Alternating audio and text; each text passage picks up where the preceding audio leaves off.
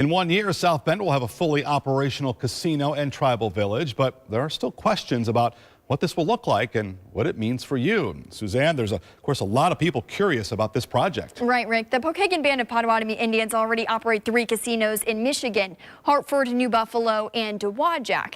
This isn't just their first in Indiana. This is the first sovereign land granted in the entire state. So we traveled to Michigan to see what this final product will look like. First time there's Indian country in the land of Indians, Indiana, in over 200 years. Years that were void in history for the Pokagon Band of Potawatomi Indians.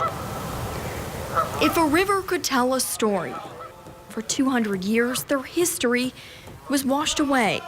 Their communities once flourishing along the St. Joseph River. See all the outside, they either had cattail mats or bark. You can roll all that up and take it with you. While art depicts their struggle, Pokagon Chairman John Warren says that the stories come from the faces of those who experienced it.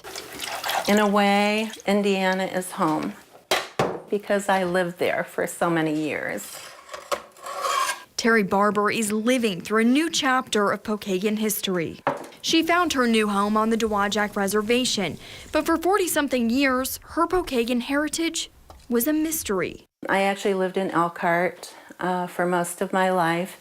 I was born in Dowagiac and adopted by a family in Elkhart, adopted out of my Indian family. In 1999, that changed when her adopted parents died. I decided to start searching for my birth family.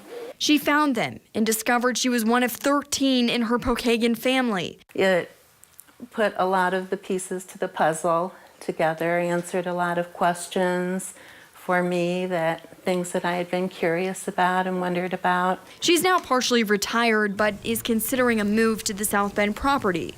Dowagiac is the main property for the Pokagon Band of Potawatomi Indians. What you see here is similar to what South Bend's property will look like.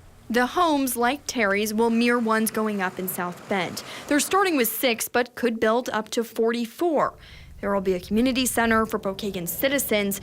There will also be a health center similar to Dowagiac's with doctors and dentists, all the way down to a fitness center for the tribe's members. We wouldn't do it if it wasn't a need. There are more than 5,000 Pokagon members. 600 live in Indiana.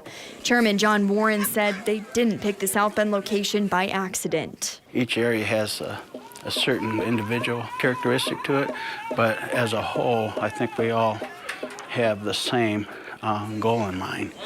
Work here, play here, and live here. Doubling down. When people play at the casino, it's pumping money to the Pokagon Band, and some of that is cashed into the local economy.